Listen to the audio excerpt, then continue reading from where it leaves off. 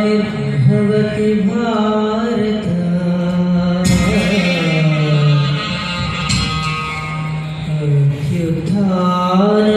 अभ्युत्थानमधर्मस्य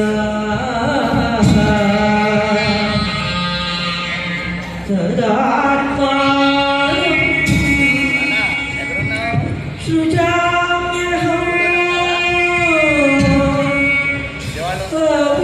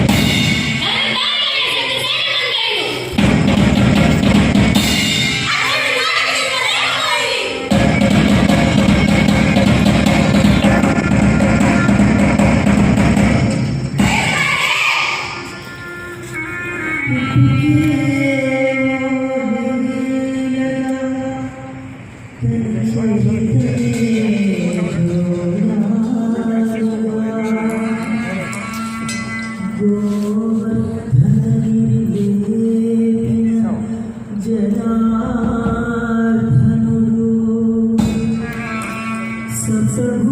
సప్తభుజంగములపై తాండవమాడిన యశోదవత్సలుడు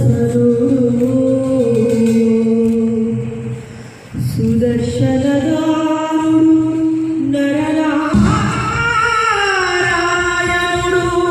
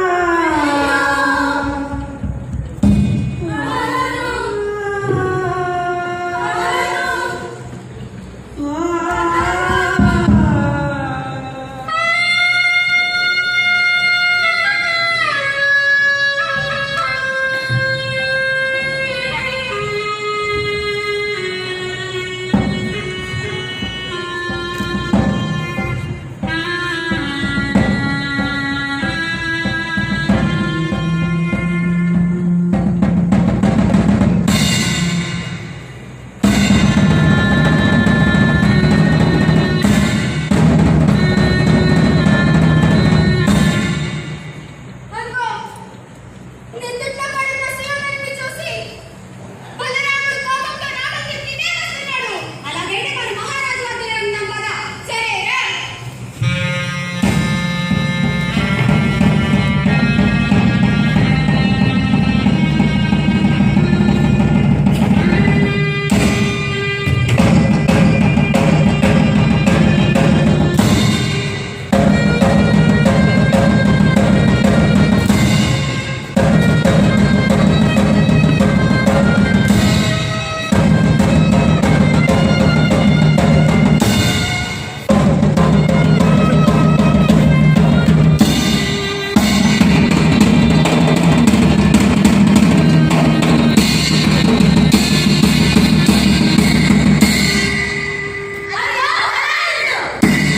వినండి పాండవులారా, వినండి.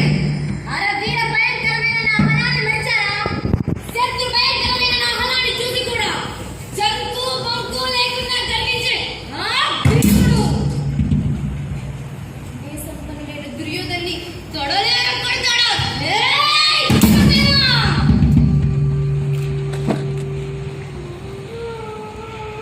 సుయోధనుడు పాపం సుయోధనుడు సుయోధన క్షణకాలం పాటు నీ ప్రాణాన్ని నిలుపుకో. ఎందుకంటే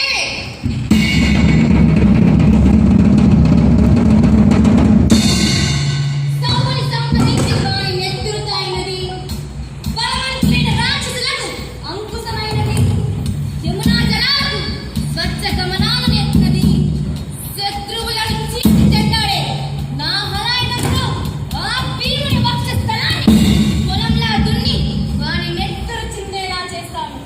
భగవానుడా! హలాయుధుడా! అనుగ్రహించండి, నన్ను అనుగ్రహించండి. అదిగో రణచందనమైన రక్తంలో తడిచి రారాజు శ్రీమంతుడైనాడు. నేలపై దొల్లటం వల్ల ఎర్రమన్ను వంటి పసిబిడ్డల ఆనందిస్తున్నాడు. క్షీరసాగర మదనం తర్వాత పర్వతాన్ని వీరి సముద్రంపై పాకే వాసుకిలా ఉన్నాడు. భగవానుడా! హలాయుధుడా! అనుగ్రహించండి, నన్ను అనుగ్రహించండి. యుద్ధంలో భీమసేనుని గదాఘాతంతో నా తలలు విరిగిపోయాయి. చేతులతో నేలపై పాకి సగం చచ్చిన శరీరంతో ఇలా ఉన్నాను. భగవానుడా, అనుగ్రహించండి. పాండవుల జోలికి పోకండి. నేలకూలిన నేను నా తలను మీ పాదాల వద్ద ఉంచుతున్నాను. క్రోధాన్ని ఉపసంహరించుకోండి. కౌరవ శ్రేష్ఠులకు తుల తర్పణాలు సమర్పిస్తాను. మా వైరాలన్నీ మాసిపోయాయి. పాండవులను వారికి తగినట్లుగానే జీవించనీయండి. సుయోధన, క్షణకాలం పాటు నీ ప్రాణాలు నిలుపుకో. ఎందుకు మహాత్మా? మీరేం చేయగలరు? విను. నా హలాయుధంతో ఆ పాండవ పుత్రుడు పట్టి రోగిని రక్తంతో రక్తపాతం కలుగజేస్తాను. వారికి స్వర్గ ప్రవేశానికి కావలసినవన్నీ సిద్ధం చేస్తాను. సుయోధన, వద్దు మహాత్మా, వద్దు. మీరు ఆ విధంగా చేయొద్దు. భీముడు తన ప్రతిజ్ఞ నెరవేర్చుకున్నాడు. నా సోదరుడు స్వర్గానికి వెళ్ళారు. ఇంకా ఈ పరికరాన్ని వైరం ఎందుకు మహాత్మా? నీవు నా ఎదురుగా మోసపోవడం వల్ల నాకు రోషం కలిగింది. మోసపోయాను? నేను మోసపోయాను అనుకుంటున్నారా మహాత్మా? అందులో సందేహం ఏముంది సుయోధన? మహాత్మా, అసలు ఇప్పుడే కదా నా ప్రాణానికి విలువ కలిగింది. ఎందుకంటే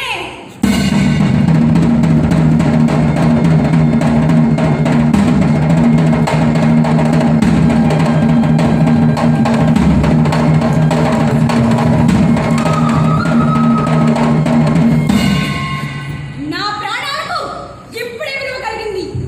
ఈ క్షణమైన లాక్షాగృహ దహనం నుండి ఎవరు బయటపడ్డారో, కుబేర యుద్ధంలో ఎవరు శిరనా నిలబడి శత్రువుని జయించారో, హిడింబాసుల ప్రాణాన్ని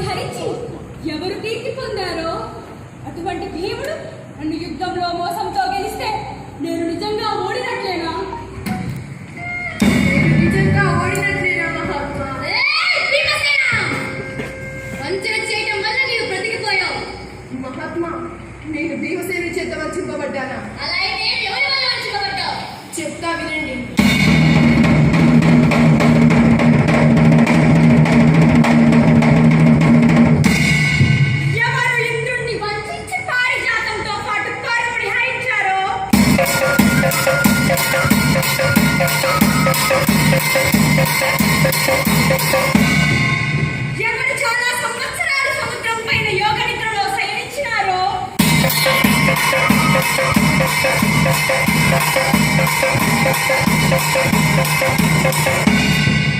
ఎవరు వీరుడితో చేసే యుద్ధంలో కులుకుచి చొరబడ్డారో, ఎవరు కారణం లేని కయ్యాలు సృష్టించి సంతోషిస్తారో, అటువంటి దానవాంతకుడు లోకప్రియుడైన జనార్దుడి వల్ల నేను మృత్యుదేవతకు బలి అయ్యాను.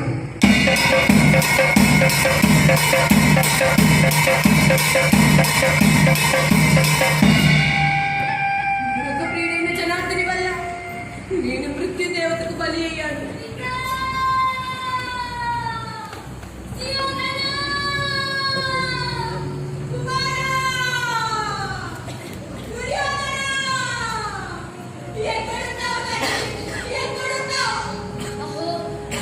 దుర్చేడు కలిగి దారి చూపగా పూజ్యుడైన ధృతరాష్ట్రుడు శోక హృదయంతో ఇటే వస్తున్నాడు. ఇతడు అడ్డిపల్ల వీర గర్భధరుడు, భుజబలం కలవాడు, 100 కుమారులున్న బుద్ధివాడు. దేవతల స్వర్గరక్షణ సంఖ్య చేయడు ఇతడిని ఈ విధంగా సృష్టించారు. అదిగో గాంధారి సమేతుడై ధృతరాష్ట్రుడు ఇటే వస్తున్నాడు.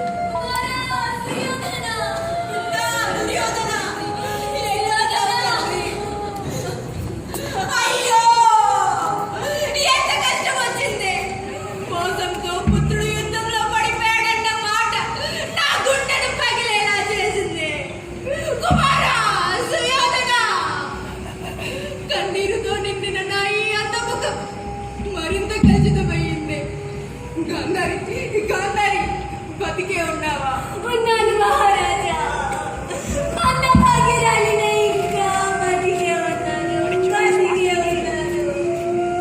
అరే, నా తల్లిదండ్రులు ఇక్కడికి వచ్చి రోధిస్తున్నారే.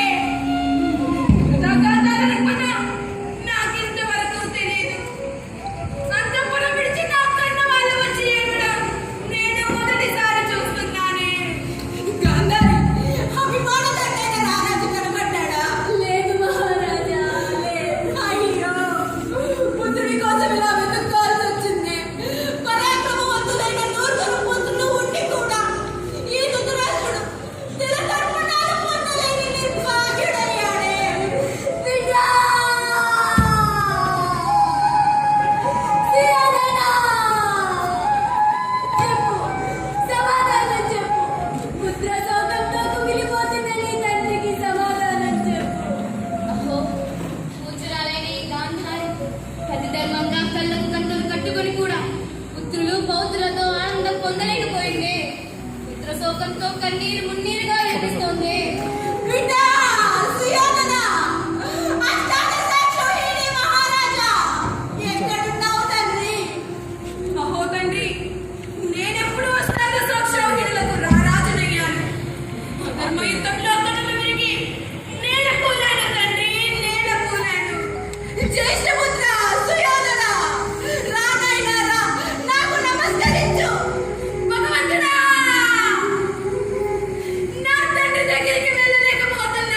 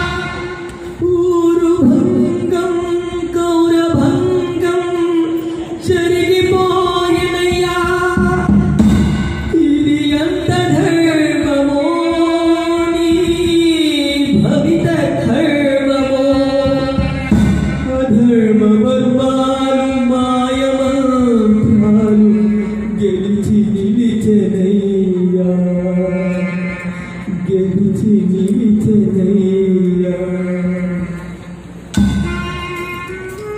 నాకెంతో ఇష్టమైన వాడు, కన్నుల పండుగ అయిన వాడు, ఇది వైపరీత్యం వల్ల వీడు పరాయి వాడైనాడే. చల్లని చంద్రుడు కూడా అగ్నిలా మారాడే.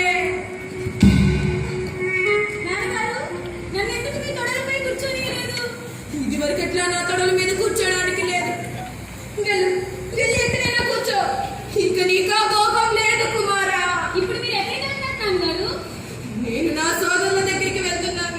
అయితే నేను వస్తాను. వెళ్ళు. వెళ్ళి ఈ మాట భీమసేనుడితో చెప్పు. నాన్నగారు, మీకోసం నేను నాన్నమ్మ తాతయ్య అందరం ఎదురు చూస్తున్నాం. రండి వెళ్దాం. నాకు శక్తి లేదు. వెళ్ళు. అది తాతయ్య, నాన్నమ్మ, తాతయ్య, నాన్నమ్మ, తాతయ్య, నాన్నమ్మ. నాయనా దుర్జయ, వచ్చావా తండ్రి? నీ తండ్రి కనిపించాడా నాయన? ఇదిగో దుర్యోధన మహారాజు గారు ఇక్కడే ఉన్నారు. ఉన్నాడా? సుయోధన! కుమారా, ఎక్కడ? నేలపైన. నేనేనా? సుయోధన! తండ్రి! సకల లోకవందితుడు, గురురాజు, ఏకాదశ త్రయీని మహారాజైన సుయోధన నేడు యుద్ధంలో నేలకూలినాడే. నాయనా సుయోధన, అలిసిపోయావా తండ్రి? అమ్మా, నేను నీ పుత్రుడిని కదా, నాకిప్పుడే నీ కడుపున పుట్టినట్టుందమ్మా. అయ్యో తండ్రి, దుఃఖించకండి. ఎట్లు దుఃఖించకుందను కుమారా? యుద్ధ నిపుణులైన నీ సోదరులందరూ మరణించారే. నిన్ను చూస్తే వారందరినీ చూసినట్లే ఉండేది. అదే నువ్వే మరణిస్తే. తండ్రి, దుఃఖించకండి. కూతురాలైన తల్లిని ఓదార్చండి తండ్రి. ఏమని ఓదార్చను కుమారా? యుద్ధంలో వెన్ను చూపి పారిపోకుండా పోరాడి మరణించాడని చెప్పండి. దుఃఖించకండి, నన్ను అనుగ్రహించండి. మీ పాదాలంటే భక్తితో నమస్కరిస్తున్నాను. ఎటువంటి కులవంశంలో జన్మించానో, ఏ గౌరవాన్ని పొందానో, ఆ గౌరవంతోనే అమరుడవుతున్నారు తండ్రి, అమరుడవుతున్నాను. నేను ఆ వృద్ధుణ్ణి. ఈ జీవితం మీద ఏ మాత్రమూ ఆశ లేదు. పుట్టగొట్టివాడిగా జన్మించిన నాకు ఇప్పుడు ఈ జీవితం మీద పెద్ద నిరాశ ఏర్పడింది. ఈ పుత్ర సుఖం నాకు ధైర్యాన్ని దూరం చేస్తుంది. ఈ దుఃఖం నన్ను కలిసివేస్తుంది. అమ్మా, నా దుఃఖం విన్నకో. చెప్పు నాయనా. లోకమంత నన్ను అహంకారివని ముద్ర వేసినారు. లోకమంత నన్ను అహంకారివని ముద్ర వేసినారు. ఈశకుడే నిలువు రూపమని గుసగుసలు గొల్పినారు. తల్లి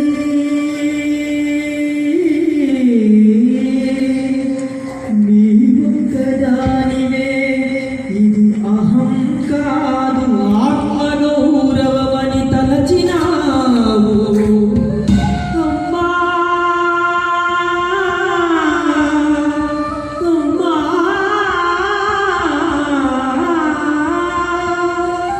మరుజనము కూడా ఈ బిడ్డకు ఊపిరియవే. ఎన్ని జన్మలైన సుయోధనుడు నీ ఒడిలో పసిబిడ్డడే. నీ ఒడిలో పసిబిడ్డడే. మాతృదేవో భవ, మాతృదేవో భవ, మాతృదేవో భవ.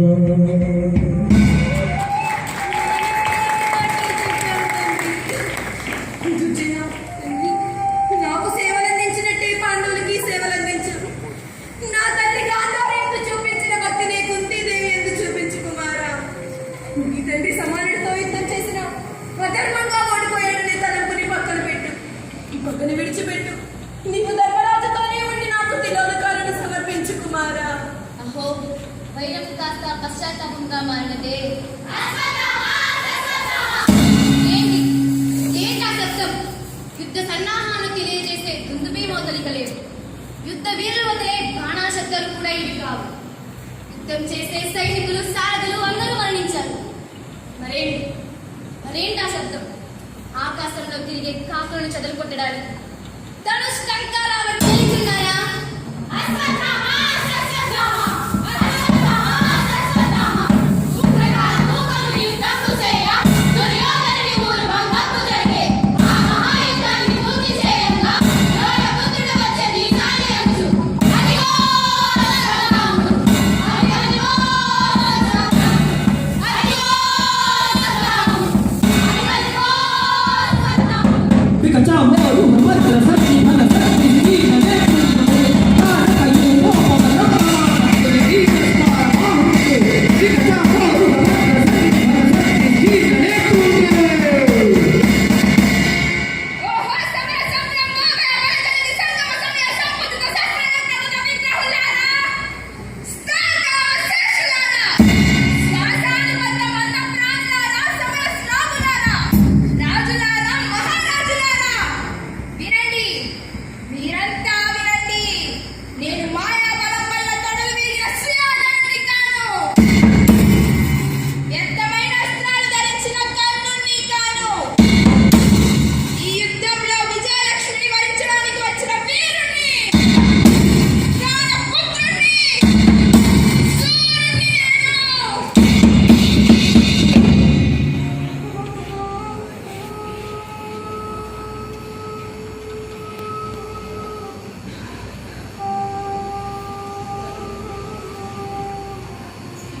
కానీ ప్రతిఫలం లేని యుద్ధంతో నాకేమి లాభం? నా తండ్రికి తిలోదకాలు ఇచ్చే సమయంలో దుర్యోధనుడు వంచకబడ్డాడు. కానీ దీనిని ఎవరు నమ్మగలరు? ఎందుకంటే యోధులైన రాజులందరూ ఎవరికి నమస్కరిస్తారో, 11 అక్షోహిణుల రాజులు ఎవరికి లోబడి ఉంటారో, పరశురాముని అస్త్రాలు చవి చూసిన కవచం కల భీష్ముడు ఎవరి కోసం ప్రాణాలు అర్పించాడో, నా తండ్రి ద్రోణుడు ఎవరి కోసం ప్రాణత్యాగం చేశాడో, అటువంటి సార్వభౌముడు రారాజు కురురాజు నేడు యుద్ధంలో నీరు కూలినాడే.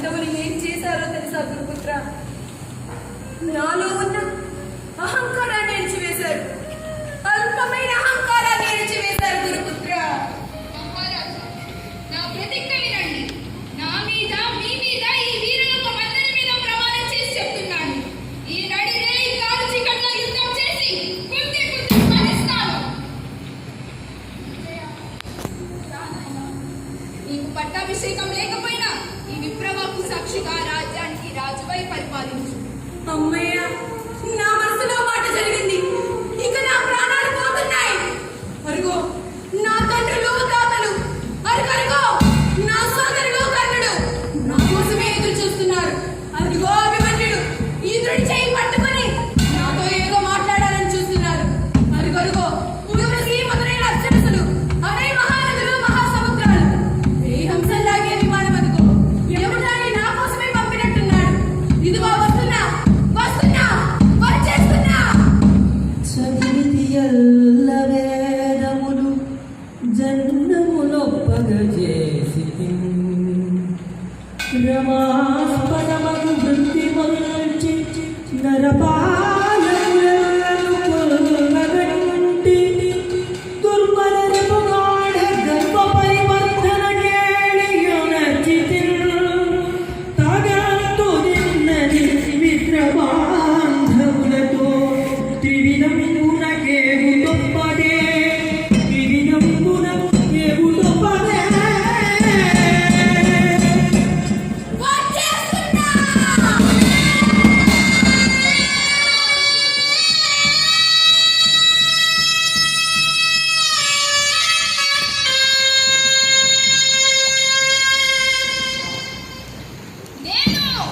నేను అన్నది నేను మాత్రమే కావాలి. పూర్ణ పొందరాలు ఆక్రమిస్తే అది అహం. నేను అన్నది గుండె నిండా తొలికిసలాడుతూ తనువెల్లా నిండుగా ప్రవేశిస్తే అది ఆత్మగౌరవం. మహాన్ని చంపిన వాడు మిత్రుడు, ఆత్మగౌరవాన్ని చంపిన వాడు శత్రువు. శత్రు వినాశమే సుయోధనుని అంతిమ లక్ష్యం. అభిమానధనుడికి అదే పరమ పదం. అహంకారిది ఆత్మగౌరవం, అహంకారిది ఆత్మగౌరవం, ఆత్మగౌరవం.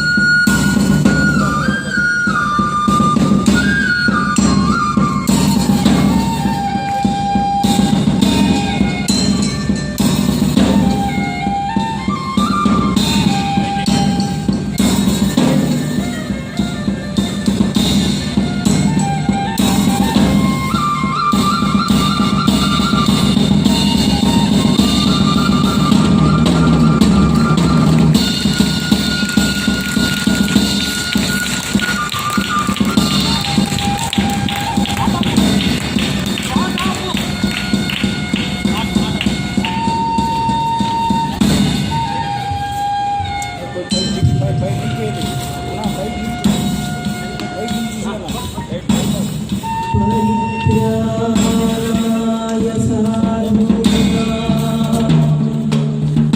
వినాశాయ దుష్కృతాం. పరిత్రాణాయ సాధూనాం వినాశాయ